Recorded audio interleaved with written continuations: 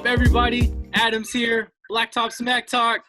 I'm on my solo mission today, man. My guys, they couldn't make it, but they're missing out on a bomb-ass interview that I'm excited for, man. We've been trying to make this happen for about almost a year now. I'm happy we're about to get this going, man. What the potential number one pick in the PBA draft, we got Jamie Orme-Malonzo. What's good? What's good? What's up, bro? How you doing? Man, chilling, bro. Trying to take it day to day. Yeah. This pandemic. Yeah, man, I feel you. So just for everybody that's watching right now, you're in the Philippines, right? Yes, sir. Yes, sir. Okay. And you're out there, doing your thing, just kind of waiting till everything dies down, man.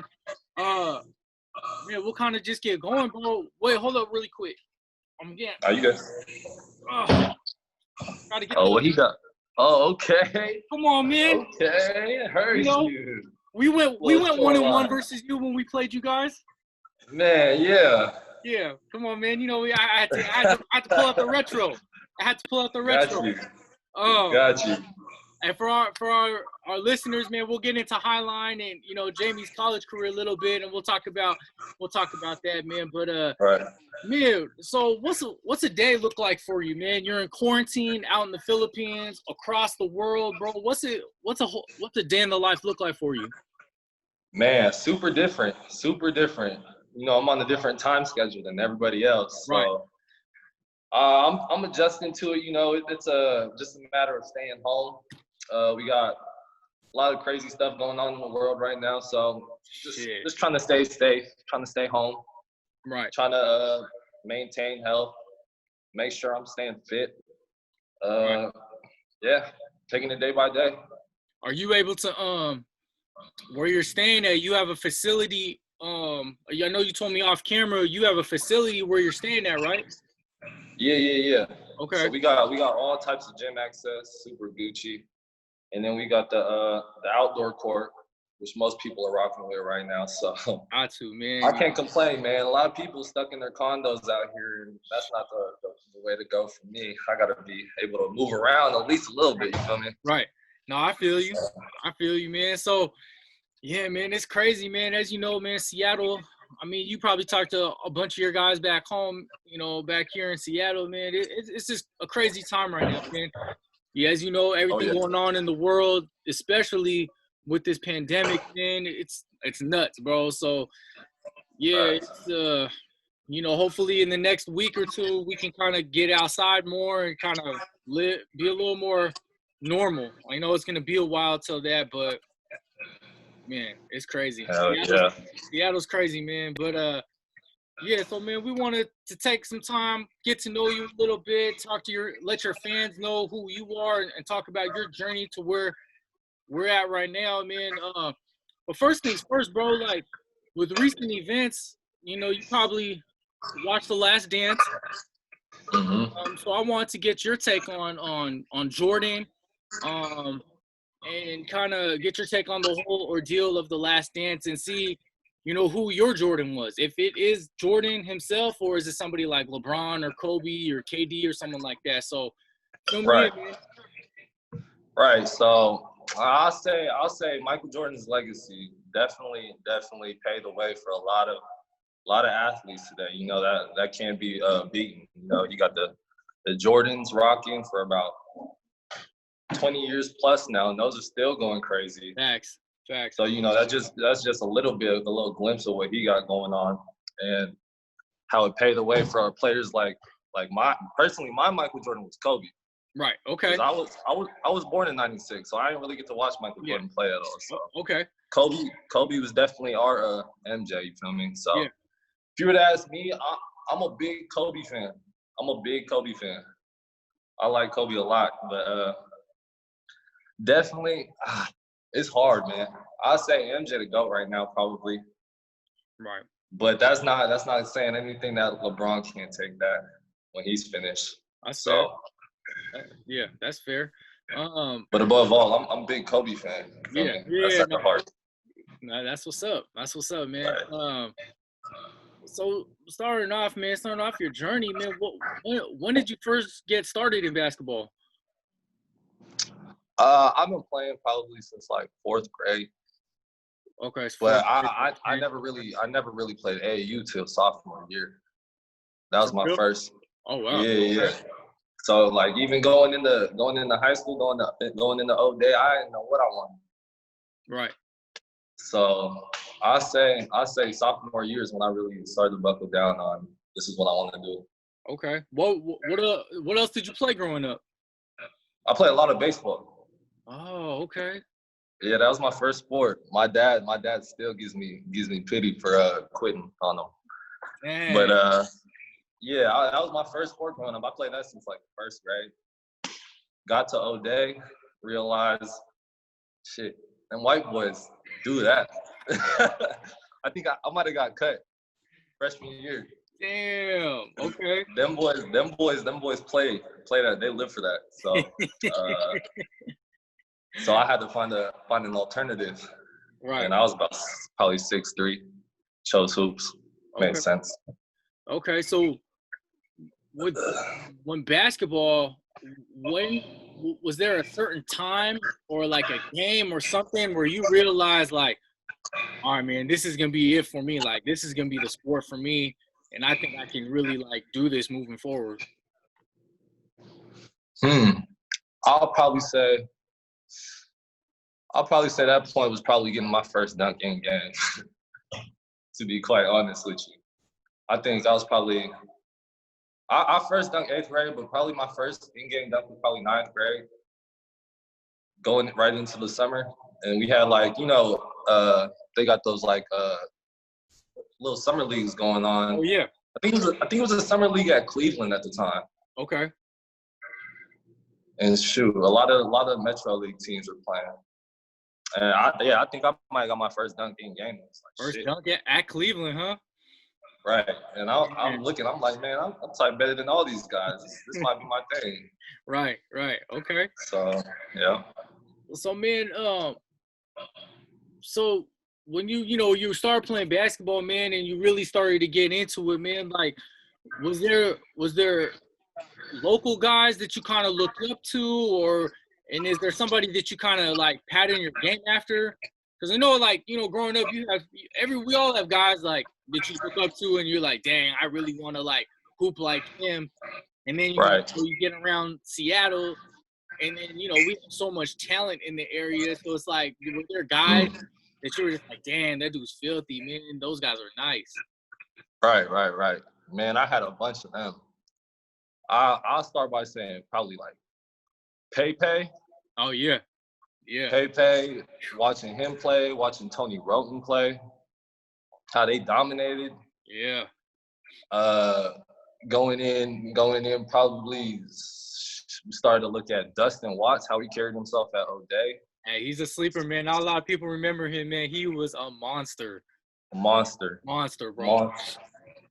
Suki. Oh man, got love for Suki. Big. Yeah. I'll play behind him, sitting bench, watching him play. Him and Dana. Oh, Dana. Shout out to Dana, man. Those are my guys, man. Hey, big facts. And then shit, probably I used to go to the gym. I went to Mercer Middle School, which is in South Seattle. Yeah. And I used to go to the gym for late nights. Mm-hmm. And they used to say, yo, who is this little mini-me Andrew Hawkins, bro? Who is this little mini-me Andrew? Oh, my gosh, man. Facts. Oh, shit. Shout out to Andrew Hawkins, man. Man, shout out to Drew, man. I just talked to him the other day, man. He's doing good, man. That's what's up. So, yeah. A couple guys I watched when I was young sort of paid away. That's what's up. Is there anybody you try to play like either like guys who were like when you started really getting into hoop and watching hoop, were there guys like in the league that you were looking at, or was it just like, because you said your guy was Kobe, was it just Kobe? Right. I mean, yeah, definitely watched a lot of Kobe. I watch all his highlights today.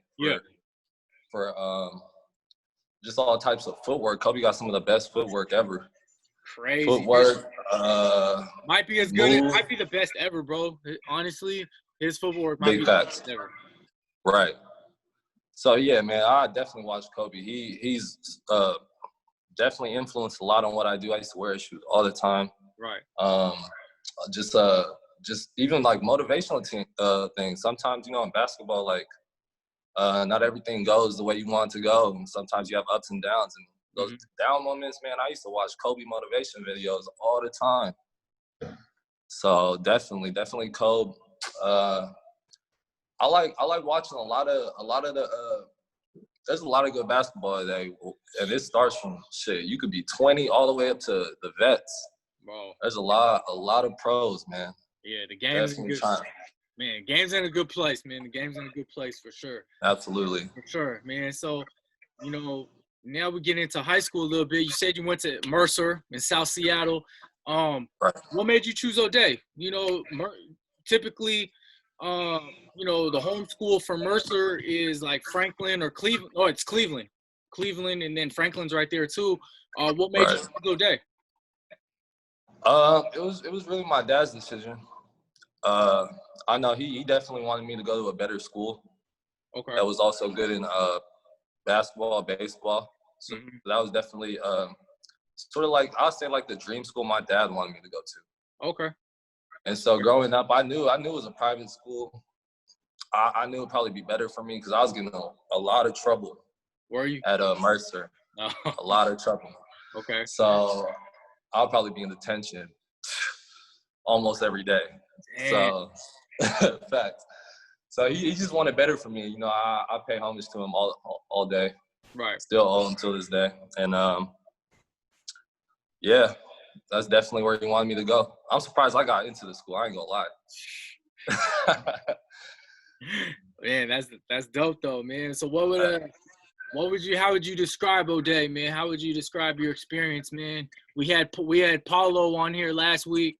You were talking about it, and he just talked about the brotherhood, man, and how it's like a real like on the outside looking in, it's like, it's kind of weird. You go to an all-boys school and whatnot, or going to a private school, much less an all-boys school. I mean, I went to Blanchette, so, like, I kind of know the private school stigma, but, like, going to an all-boys school, how would you, like, kind of talk about your entire experience there? Man, one of the most life-changing experiences I ever had, honestly. Big time brotherhood. When you look at a school like that, it's sort of like the brotherhood you make there is sort of similar to like a brotherhood at Duke, That's what they try and build, and that's at a high school level. So definitely a great school, great everything, great program, all sports. Definitely where it's at, And the all boys school definitely, like, I say will take a little bit of getting used to, but I mean once you're there, everything's cool. You're with your guys. And you're building a family with them, playing sports every day with them. Right. It locks you down. Yeah, definitely changes you and turns you into a man early. That's what's up, man. You still have I see, and I just from talking to you, outside of this I know you still have good relationships with a lot of them guys too. A lot of the guys do it. Yeah, those last a lifetime. That's dope. So talk about, man, when you was in Metro during that time, I think the transfer season was kind of starting to ramp up a little bit, man. Did transferring ever come across your mind? Because, I mean, you probably had friends at other schools that were moving to different, guys were playing musical chairs, so to speak. It's just kind of, for whatever reason, I'm not one to judge. It is what it is, man. So did that ever cross your mind, or did you ever bring it to, like, your family and be like, yo, man, I'm thinking about it, or? Yeah, definitely. There's, I'll say, sophomore summer going into junior, was definitely almost considering going to Franklin at the time. I think at the time they had a rail going into the senior year. Yeah. Eugene, Keith Smith, couple shooters. CJ. Yep, CJ, exactly. Yep. And so, yeah, that was almost a possibility. I live right next to Franklin, right behind the Boys and Girls Club. So I definitely almost went there. It was just a matter of, like I said, the brotherhood at Odea. Jake, my guy Jacob, Tyler convinced me to stay. It was pretty much like, I mean, it was going to be our team the next year. So Right. that's pretty much, but almost did leave. Okay. Man, that's real, bro. I mean, yeah. I mean, the thought probably crosses a lot of people's mind. A lot of guys that, you know, that came to us from the Metro League or whatever, they all talked to us about thinking about going somewhere because that's kind of like the wave, you know. And I get it, you know. It's, you know, to each his own, man. You do what you to put yourself in a better situation. So it's cool. But you know, so you talked about, you know, Tyler and Jacob, man. Your senior year, you know, you guys go 6th in state. You're your second team All Metro. You're a Washington State All-Star. Pretty successful senior season, man. Talk about that year individually, or no? Let's talk about it as a team, and then talk about it individually. As a team, we definitely could have done better. I remember at the time, you know, the team to beat was Beach, and honestly, I think in Metro it might have been, yeah, I think we were the only team that probably could have beat them at the time, and so we definitely underachieved. We lost our first game to Wilson, I think, in the state, and then pretty much just had to play for, I think, highest 6. So right. But nonetheless, we were a young team. We had 3 seniors and probably, I think we had 1 junior and the rest were all sophomores. So, damn. I mean, yeah, it was good. It was good for us. So we definitely got to. It was definitely a test to us. You know, just helping out the younger guys, helping them build character for their upcoming years. But I'll say individually, it was a solid season. I couldn't shoot back in high school, so that was one of my pitfalls. But I definitely made it work. Right. And definitely was strong to the basket. And individually, I think I did solid.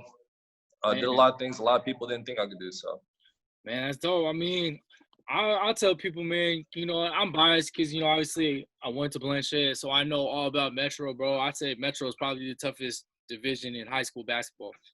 Right. Really biased, but, you know, for you to make second team All Metro and then be a Washington State All-Star, you're obviously doing something right. You know what I'm saying? So right. that's attributed to your hard work, man. Appreciate you, bro. Yeah, no doubt, man. So what would you say the toughest gym that you had to play at? Where you went there and you're like, fuck, man, this shit. I know it's gonna be these guys, the fans are gonna be honest.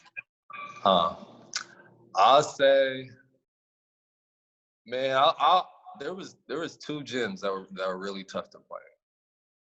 Okay. I'll say the toughest gym was probably Beach, just because it goes down. Yeah, for sure. Right. And I think going into all them years against Beach, we probably had about 6 fights, 6, 7. That might be low. There was a fight every game, every time we played Beach. Right.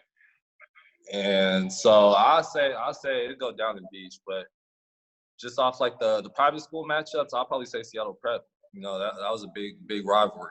They're small ass gym. Small ass gym, but it'd be packed. Yeah, no, for real, it'd be hot in there too. Hot, people in Halloween costumes.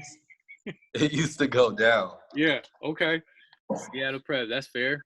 That's fair. Right. What about individually? You know, you play varsity 3 years. You know, you match up against some really great players. Who was that one matchup where you're like, all right, you know, I bring my A game every day, but today I really got to bring it. I'll probably say, I mean, of course, playing Beach, they're stacked 1 to 8, 1 to 12. Goddamn. Especially your senior year, that 2014 team. Damn. Man, crazy. Still one of the best Beach teams, in my opinion, ever. Damn. But I'll say individually, from a guarding standpoint and playing offense in the same game, I'd probably be playing against DJ Fenner. And he was older than me at the time. So, I mean, I'll have to play both ends, playing defense against them all game, and then playing the offensive side as well. Definitely took a toll. Yeah, he wasn't easy to guard.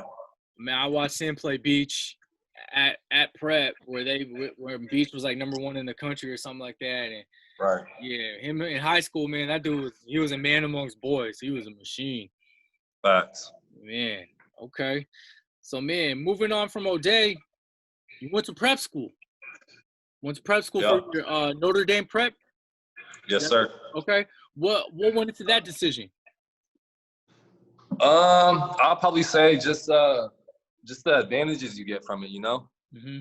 I think a lot of the schools sort of wanted to take a chance on me, but just didn't. So I think just going there and being able to, I don't know. It was. I mean, it sounded like our team was stacked, so it sounded great to me at the time, and just like the competition, the level of all that, you know, playing with like I think there was like eight Division I guys, couple summer league guys off that team. So it was a great opportunity for me just to get stronger, because I remember playing senior year summer, going into college.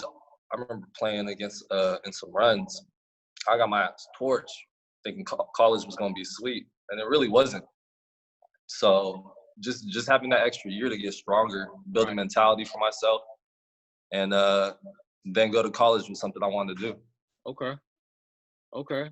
So, man, after that, so from the prep school, did you have looks from like D1 schools, or did you know in your mind that you had to go somewhere else first to kind of, you know, get those D1 looks? I had the looks.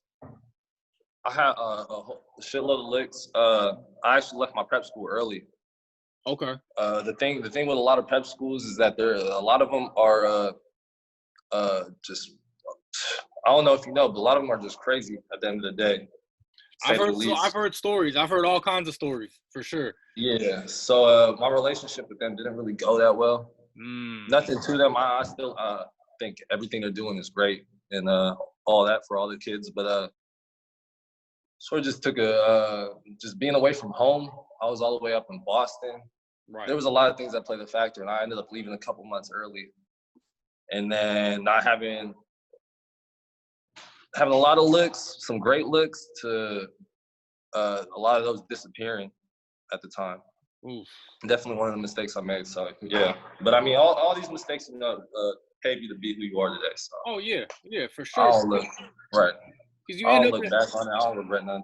Yeah, for sure. Because now, you know, you end up at Highline, where we could just, you know, just going over your stuff. Your 2-time first team, you know, all NWAC, freshman of the year, first team all defense as a sophomore, made the NWAC tournament as a freshman.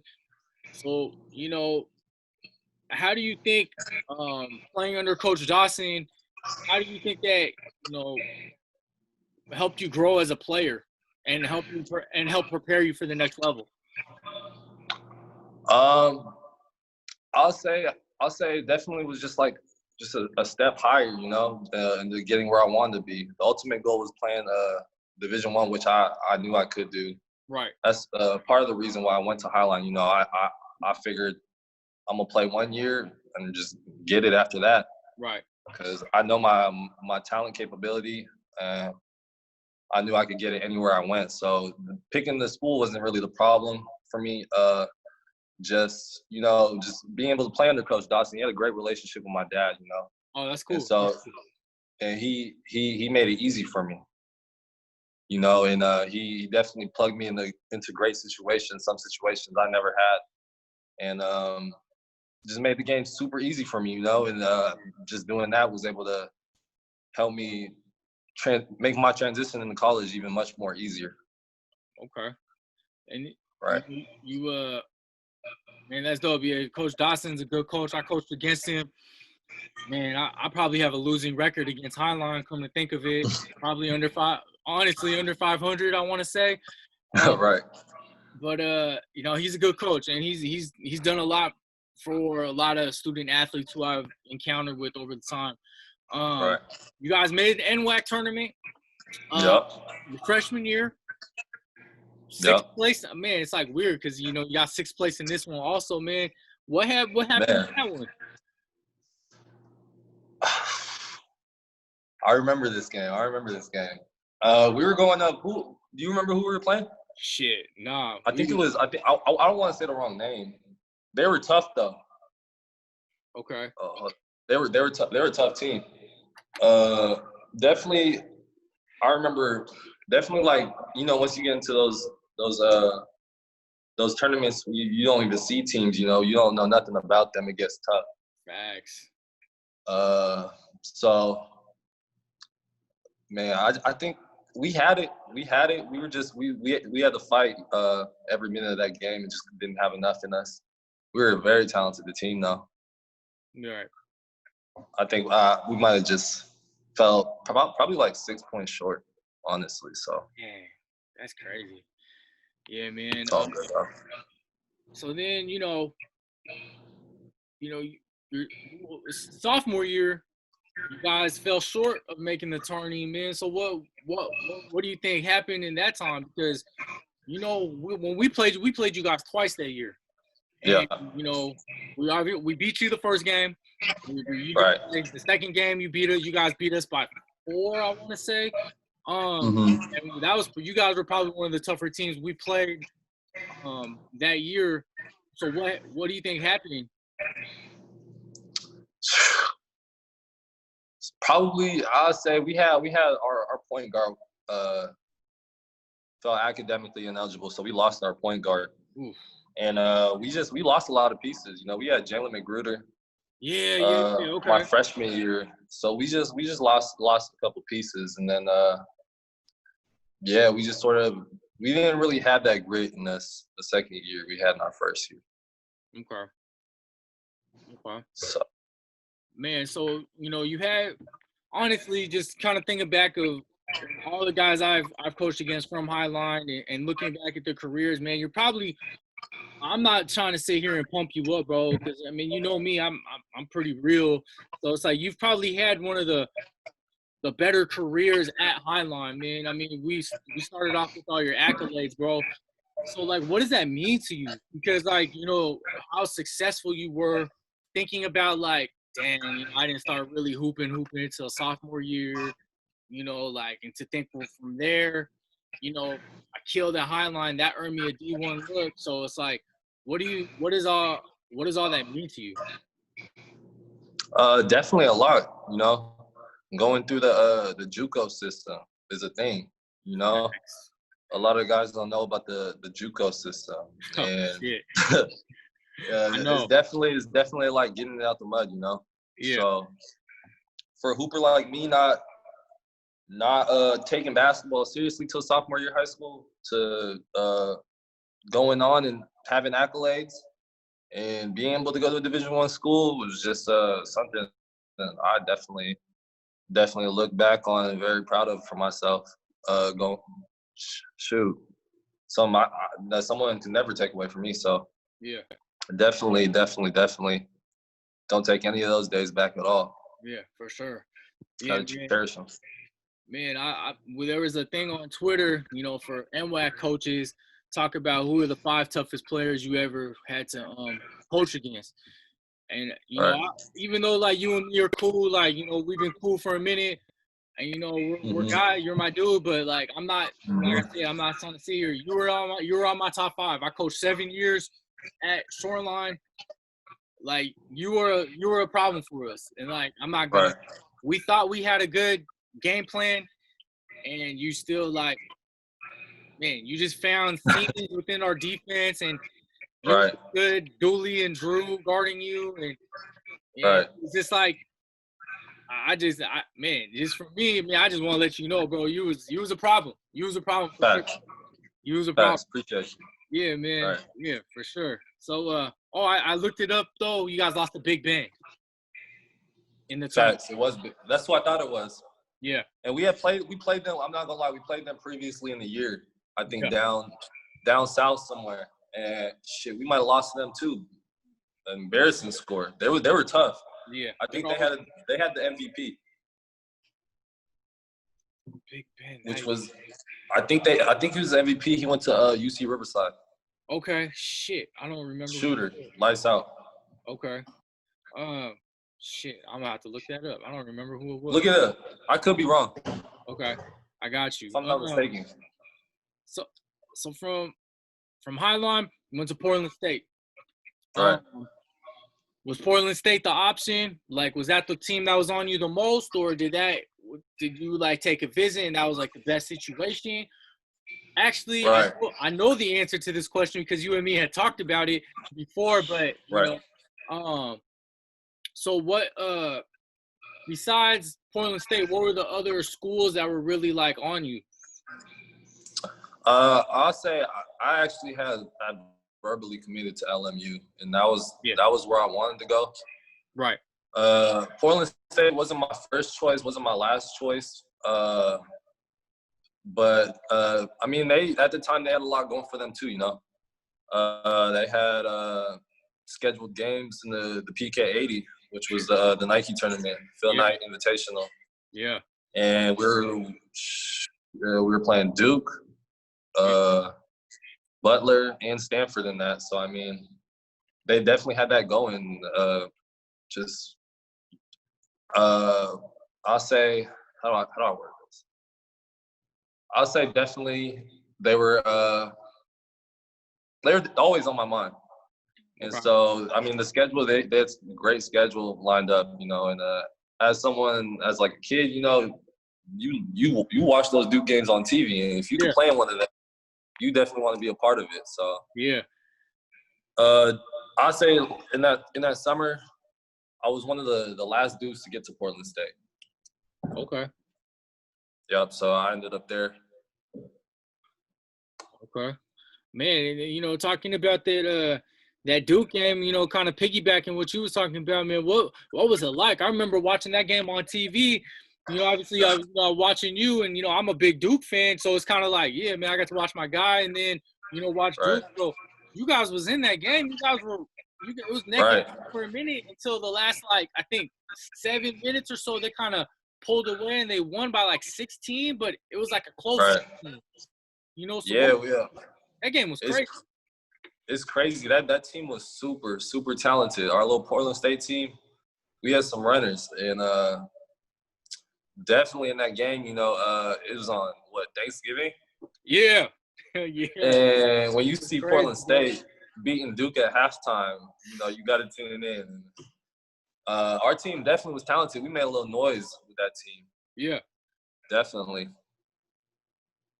Damn, man. I mean, that shit was crazy, bro. Yeah, you guys ended up beating Stanford a couple days later. Stanford, yeah. You guys gave Butler a run for your money, and then, you know, a run for their money, I'm sorry. And then, yeah, you guys beat Stanford, you know, Pac-12. Shit, that's just – a few weeks later, we ended up beating Cal right before the winter break. Yep. So that team, we were definitely favored. A lot of people, we used to go, I remember going to Cal, and one of their dudes wearing a Cal shirt talking about, man, I got you guys going to the tournament. We'll see you guys in March. Oh, wow. So, yeah, definitely. We were making noise. Yeah. Was that the season you guys – or no, was that – you made the college insider tourney. Was that as a senior or was that as a junior? Wait, sorry, which tournament? The college insider tourney where you guys played at San Diego.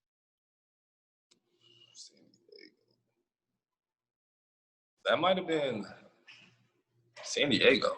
You played at San Diego. Yeah, you guys lost that game, but it was like it was one of the postseason tournaments. Oh yeah, that was the same year. Okay. You know, the thing with that Portland State team, we had lost our we had a lot of problems going on. Right when I think we lost our best player right before conference, and he was probably averaging 20 plus for us. Damn. And we were rolling. We were competing against some of the best Pac-12 schools. Right. And we were projected damn near. I can't remember. I don't like saying lies, but we were projected to win. We definitely made some noise, and when the tournament or the conference rankings came out, we were definitely favored. Okay. And then stuff happened, a lot of problems, and we ended up losing our best player, which definitely hurt us. Because then we just didn't. We were trying to find our groove again, all those problems, and then we just couldn't really fill in the missing pieces that were making us a family at the time. So. Man, so then, as a senior, your playing time becomes a little more consistent. You have a couple double doubles. You got more double digit scoring games, man. What would you attribute that to? And then the second part of it was, what do you think your best game at Portland State individually was? I'll say a lot of stuff was mental. Okay. Because definitely just changing your mentality a lot, and going into your senior year, you don't have nothing to lose. Right. You just change the mentality. You definitely put in the work. Us hoopers, we want this shit. So when it's time to go, your name gets called and you see an opening and it's getting close to that time. You put in a lot of extra hours, a lot of extra reps up, and definitely put your head down going forward. So a lot of that stuff was also just mental. Changing my mentality of how I was going to attack the next year. Mm-hmm. Seeing a lot of dudes, a lot of your friends go play summer leagues and all that. Yeah. And they're telling you a lot can change in 1 year. So that just switches your focus and makes you want to be a better player each year. Oh yeah, for sure. So then, what would you say? Your 2 years of Portland State, you played in some nice arenas, nice in front of some good crowds, bro. What would you say was the toughest one then? Was it in conference, or was it where somewhere you traveled in the preseason and you're like, damn, these guys are ruthless? Shit. I'll say individually, one of the best games was probably against Weber State. Okay. We had I think it was down in Weber. We had Dame sitting courtside for the little, Weber State Portland matchup. Yeah, okay. So I think that game, shit, everybody wanted it. We seen Dame on the sideline. Everyone was trying to get buckets. Right. And so Weber State's a good team too. They're always a contender every year in the Big Sky. So yeah, going against one of the better teams, and seeing Dame on the sideline, we all wanted to get buckets. Right. I remember me personally, every time I scored, I'm looking at Dame. I think it was second half. It was real close too. I think I had 18. I'm talking my shit. Dang, I'm gonna need my tickets after this game. Right. I'm talking all types of crazy shit. He man. And then we ended up winning that game off a buzzer beater 3-pointer, game winning 3-pointer from my boy Deontay Strickland, RIP. Oh yeah, rest in peace. RIP Strickland. But yeah, he definitely he came clutch with a game winning 3, and that was one of our better games. Lit. Damn, bro. In front of Dame. Right. Ooh. Right. I can imagine, man. Ooh. Man. In his house. Oh man. So now moving on after Portland State, bro. Kind of, you kind of determine your future, and right. You end up going to the Philippines to go to pretty much play in their college league for a season. Right. You end up at LaSalle.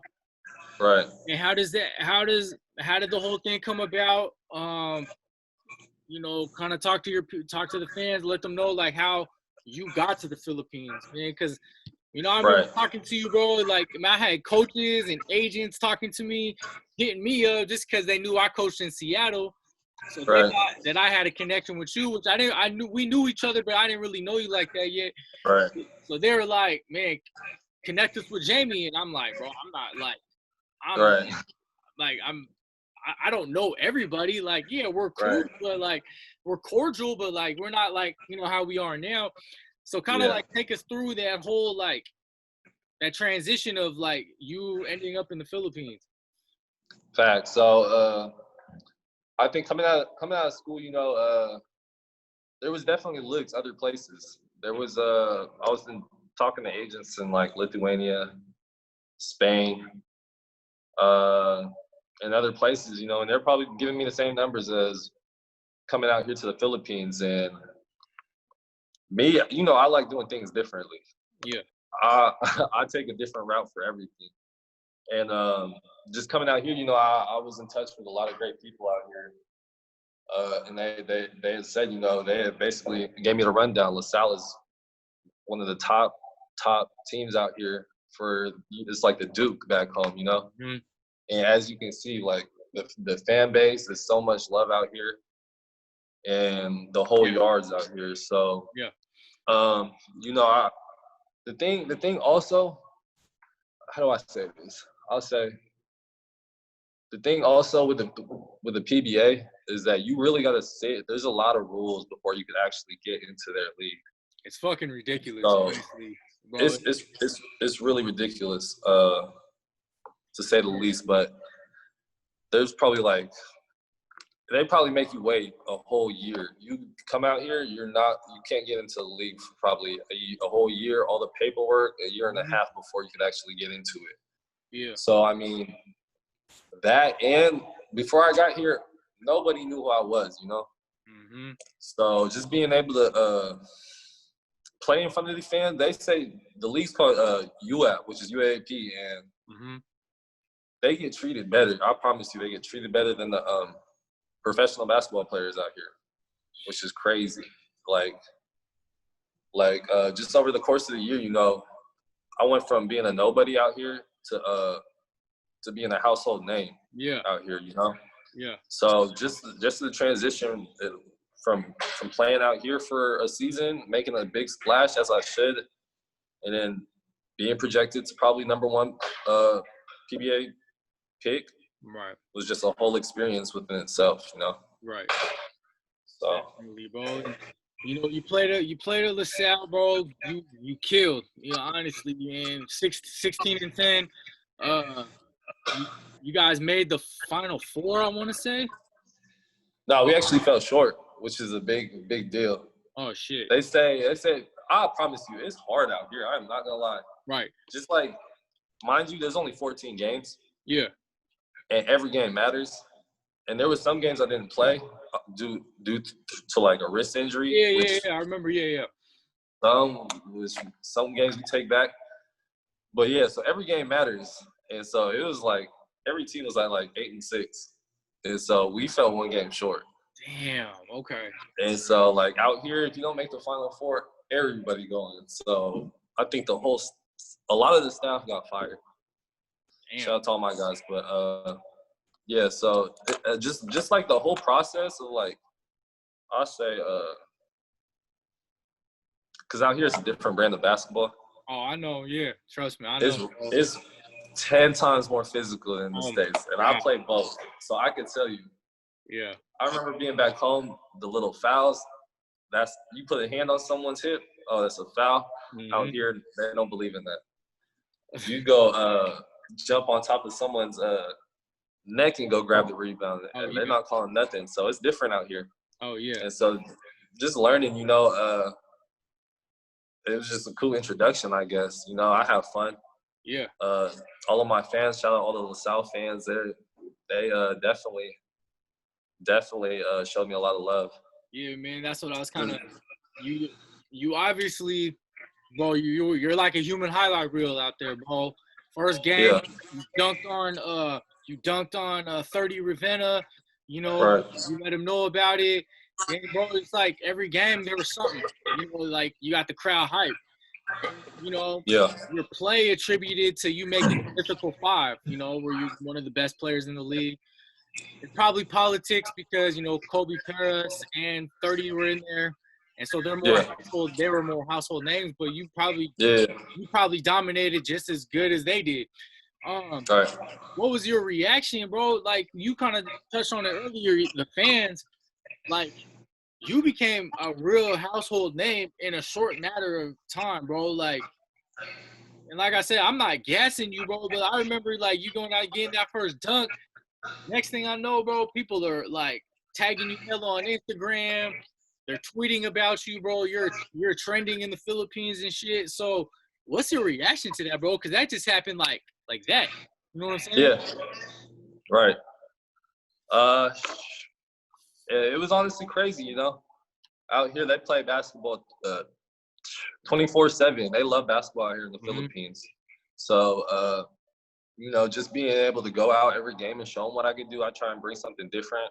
Right. I'll try and set a goal each game. Right. Just pretty much showing everybody what I can do out here in this country. You know, just sort of, I guess you could say, shock the country in a way. I try and bring something new, and that's what's sort of leading me to where I'm about to be headed out here in the Philippines. So yeah, man. Well, you know your game obviously from when you're at Highline to Portland State to you know, to the Philippines now, man. Your game has looked like you've evolved. You know, you're shooting the jumper more consistently.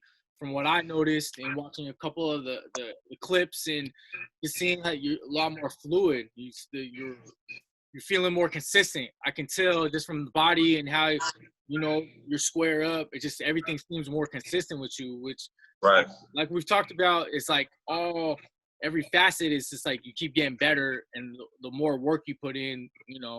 So I could definitely tell, because if you weren't as versatile as you are now, you probably wouldn't be, you know, and this is all honesty, you probably wouldn't be like considered to be a top pick, like because you've really expanded your game from just a slasher to like a real do it all threat. You know what I'm saying? That's what kind of makes you more potent and dangerous. Right. Yeah.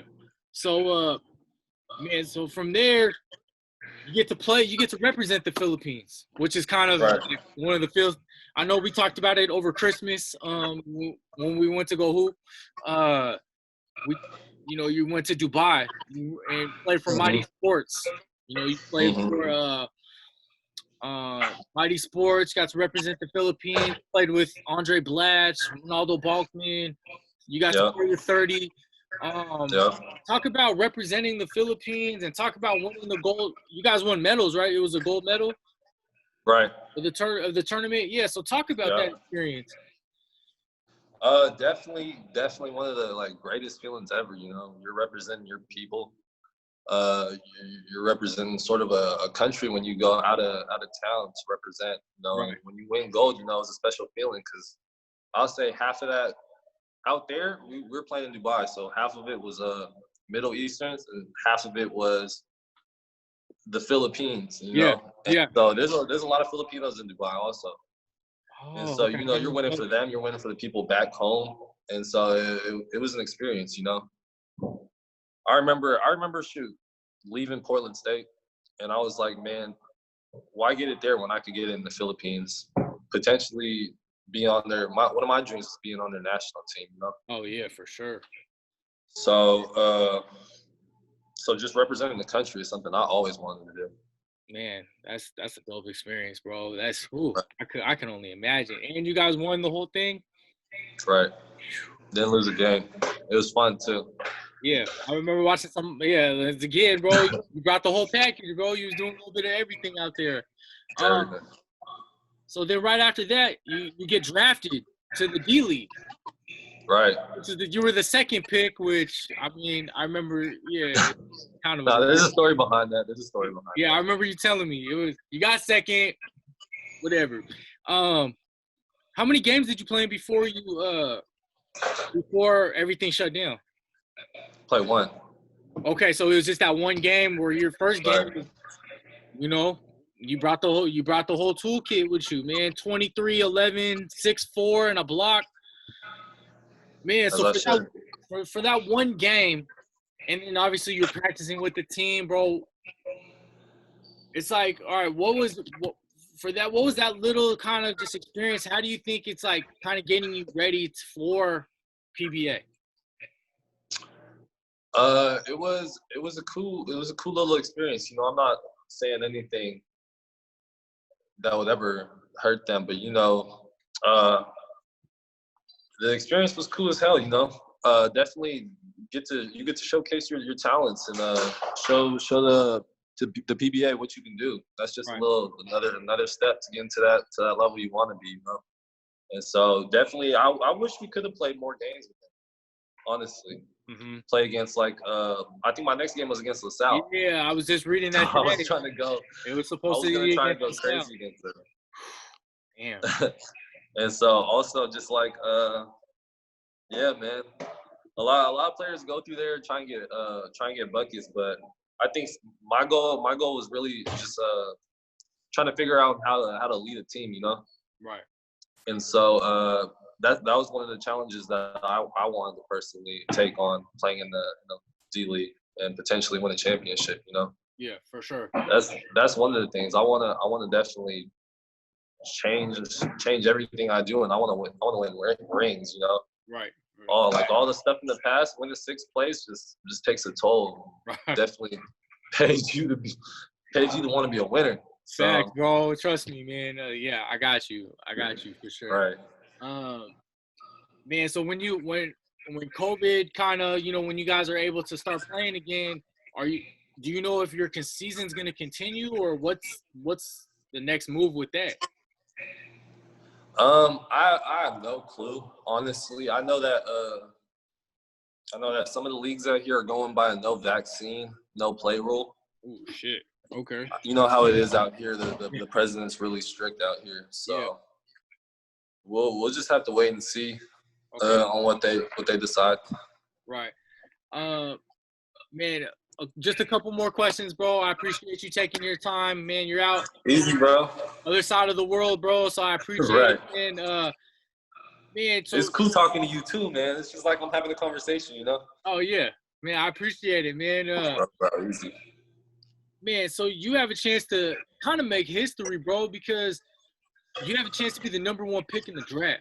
And, there's another Seattle cat in the PBA right now. My guy, another Odea guy, Chris Banchero. Right. He was top 5, I want to say. And, yeah.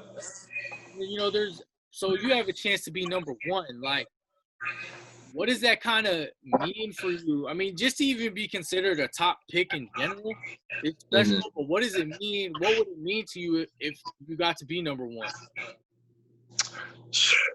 It mean a lot, honestly. To hear that last name, my mom's last name, get called across the stage as that number 1 will be like a dream come true, you know. That's part of the big reason why I came out here also, is to just make the family proud, you know. Oh, for sure. And now you hear shit, Malanzo in almost every household out here is just something. It's like something you gotta cherish. Like, definitely big time for me. I'm a family guy, so that accomplishment right there would be big. Okay. Yeah, man. It's when is the PBA draft? That's not till the end of this year, right? Supposed to be December. We'll see on when, especially when the pandemic. With everything going on. Okay. Yes, sir. So now, we talked about your career. We're just gonna do some quick hitters, bro. Just first thing that comes to your head that just give me an answer. First thing that pops in your head, bro. First thing, favorite hoop shoe? Kobe's. Any particular one? Like you Five. Like 5. Got you. Okay. Yeah. Got you. Kobe 5s. A lot of them coming out again. I need them. Yeah, I just seen them, bro. Man, you're sponsored now, dog. So you got a nice little plug. So man. Right here. You're good. Shoe endorsement. I need them all. Shout out Titan. Okay, so you got your favorite hoop shoe. What about off court? What do you like to? You just lounging. We're just going out to kick it. What's your favorite shoe then? Shit, one of my favorite shoes. I'll probably go with I like the comfortability of the Yeezys, because they just such a lounge shoe in my opinion. Yeah. I like them. They're super comfortable. I still rock J's. A lot of people still have some stuff to say about J's, but I'm still jaywalking. So As you can see, bro, this shit, I got all that shit behind me, bro. I see you. Man, and my wife got hella shit right there, and I got like 4 closets full of J's, bro. So trust me, I'm already knowing. But I see every single pair of 11s up there. Oh man, I have some on the bottom too. I'm just, Right. So when next time you come back home, bro, next time you're in Seattle, what's the first restaurant you're going to? Ezell's. Thanks. Got to get my protein in. Yeah. Whoa, Ezell's over Dick's? I'll say Ezell's over Dick's. I got to start eating healthy, but I will make a stop at Dick's for sure. Okay, cool. Pause. All right, are you a gamer? Yeah, I like to say so. All right, what are you playing? Are you on 2K? Are you on the I don't even know what the fighting game is. What's the game now? I don't know about the fighting game. I'm playing Call of Duty. Okay, Call Right. of Duty. That's what I meant, man. Yeah. Okay. All right. I got all the time in the world. I be gaming for sure. Okay. All right. Last one, man. You've been playing. You've been playing for so long from Seattle, bro. We've bred so many hoopers, bro. So you played against guys in high school, AAU, college. You played in these tourneys and you played pros. You've played me. But who's the toughest player from Seattle that you've ever had to guard? Ever had to guard? Yeah. I was talking to someone about this the other day, but my answer is still the same. Okay. I'll probably say Zach LaVine. Ooh. Having to guard him because he's really so versatile and his first step in his athleticism could get him anything he wants. Right. Anything. It's so easy for him to hit a step back and hit a jump shot because he jumps on his jump shot too. Yeah. And then just his ability to get by you and the snap of fingers is ridiculous. It's hard to guard. Effortless, bro. It just looks hella smooth. Effortless. Yeah. Exactly. And as you can see, it's a problem in the NBA too for people. Yeah. Damn, yeah, okay. Zach, that's a good one, bro. That's a good one. Right. All right, man. Well, shit. Jamie, bro, I can't tell you enough how much I appreciate it, man. It's been a year in the making, man. I was telling our guy, Aaron, bro, I was like, hey, Sean, bro, help plug me, dog. This is before me and you became real tight. So, right. I know he put the word in, too. So, shout out to Sean. But, right. But yeah, man, I appreciate you, bro. Obviously I'm following you wherever you go. Next time you're back home, yes, we'll link up. I'll give you some BTST socks and whatnot. Always love. Yeah, it's man. always love. Best of luck with everything. Stay safe out there, bro. And shit, bro. I'm very appreciative of your time, man. It's been fun, and I'm sure that your fans and will love to hear about your journey, bro. So I appreciate it. Yes, sir. I appreciate you, Adam. Thank you for having me. It's always love between us, bro. You already know that. Definitely. Even though you went to a rival, bro, gotta keep my Dolphins. I had to rack my dubs up against you, bro. That's facts. All right, everybody. Adam. Appreciate you, bro. Yeah, Jamie Orme-Malonzo, PBA #1 pick. It's gonna happen, bro. It's gonna happen. So follow us on Instagram, on Twitter, like us on Facebook, and subscribe to our YouTube page. All his followers, you guys probably already follow him, but make sure you guys follow him. So. Man, we're signing off. Appreciate you. God bless. All right, Adam.